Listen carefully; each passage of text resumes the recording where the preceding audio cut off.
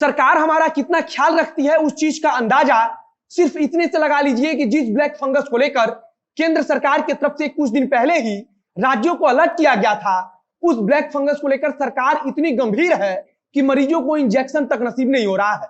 मरीज इलाज के अभाव में अस्पतालों से भाग रहे हैं। जिनकी हालत गंभीर हो चुकी है उनको भी स्वास्थ्य विभाग केवल गोली खिलाकर ठीक करने की जुगत में लगा है, क्योंकि इंजेक्शन राज्य में मौजूद नहीं है। बाकी स्वास्थ्य विभाग खूब अच्छे से काम कर रहा है। कोरोना से मरने वालों के आंकड़ों को सुधारा जा रहा है और हो सकता है कि ऐसा ही चलता रहा तो भविष्य में ब्लैक फंगस से मर रहे लोगों के आंकड़े को भी सुधारना पड़े। स्वास्थ्य विभाग इतने अच्छे से काम कर रहा है कि बिहार के सबसे बड़े अस्पताल में भर्ती मरीजों को सिर्फ इसलिए भागना पड़ रहा है क्योंकि अस्पताल के अंदर उन्हें अच्छा इलाज नहीं मिल रहा है। लेकिन अस्पताल प्रशासन तो इस बात को मानेगा नहीं, क्योंकि उसका दावा है कि हम अपने अस्पताल में वर्ल्ड क्लास सुविधा दे रहे हैं। लेकिन उस वर्ल्ड क्लास सुविधा का क्या फायदा कि उस सुविधा का नाम सुनकर ही लोग डरने लगे। अब नमस्कार, मेरा नाम है मोहित कुमार सिंह और आप देख रहे हैं जनता जंक्शन का विशेष कार्यक्रम एक्सप्लेनर। जिस अस्पताल में मरीज यह सोचकर आता हो कि वहां अच्छे से इलाज होगा, जिस अस्पताल पर उसका विश्वास हो कि वहां के डॉक्टर उसे बचा लेंगे, लेकिन उसमें भर्ती होने के बाद उसे भगवान भरोसे छोड़ दिया जाए तो मरीज क्या कर सकता है? मरीज या तो चुपचाप अपने मौत का इंतजार कर सकता है या फिर थोड़ी बहुत हिम्मत जुटाकर वहां से भाग सकता है। Patna medical college and hospital के बदहाली की कहानी हम हमेशा से सुनते रहे हैं और इस बार भी हम आपको इसके बदहाल व्यवस्था की एक कहानी सुनाने वाले हैं। पीएमसीएच एक अस्पताल जहां कभी खून के लिए हजारों हजार की दलाली होती है तो कभी उसकी बदहाल कहानी को दिखाने के लिए किसी पत्रकार के ऊपर लाठियां गिराई जाती हैं। पीएमसीएच के अंदर ब्लैक फंगस के मरीजों के लिए ऑपरेशन की कोई व्यवस्था नहीं है, लेकिन दवा से इलाज कराने का प्रबंध किया गया है और ऐसा सरकारी दावा है। सरकार दावा चाहे जो भी करती हो, लेकिन अस्पताल में मरीजों का कितना ख्याल रखा जाता है उसका पता तो सिर्फ इतने से चल जाता है कि दवा नहीं मिलने के कारण पीएमसीएच के अंदर भर्ती मरीजों को भागना पड़ रहा है। अब तक लगभग ऐसे 10 मामले सामने आ चुके हैं जिसकी जानकारी है, वरना ना जाने ऐसे कितने मरीज होंगे जो इस बदहाल व्यवस्था से भाग चुके होंगे, लेकिन उनके बारे में किसी को जानकारी नहीं है।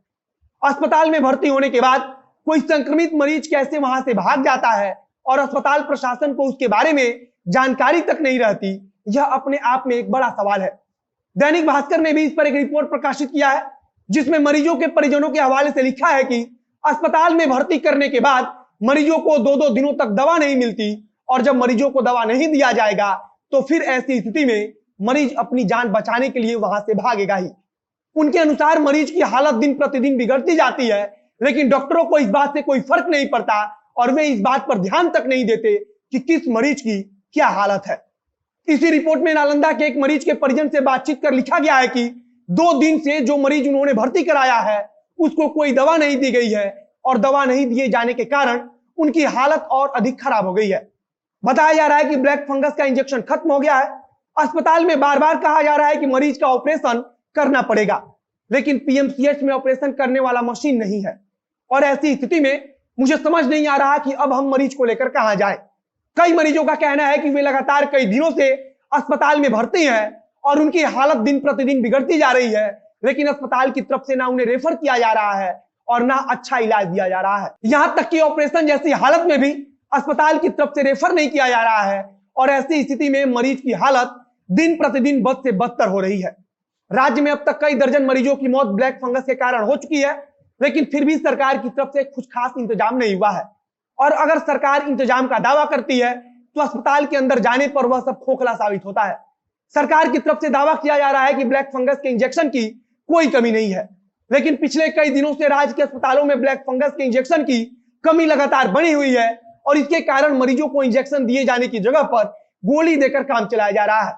यह हालत राजधानी पटना की है और सरकार की तरफ से इन सब सच्चाइयों को झुठलाकर अलग ही दावा पेश किया जा रहा है। बाकी अब आप सोचिए कि स्वास्थ्य विभाग आपके लिए कितना इंतजाम कर रहा है। इस वीडियो को यहीं समाप्त करते हैं। वीडियो अच्छा लगा तो शेयर कीजिए, अगर फेसबुक पर देख रहे हैं तो पेज को लाइक कीजिए और अगर यूट्यूब पर देख रहे हैं तो चैनल को सब्सक्राइब कीजिए। मिलते हैं फिर भोजन के वीडियो में। कैमरे के पीछे खड़े हैं फ्यूचर रसिया और मैं मोहित कुमार सिंह। धन्यवाद।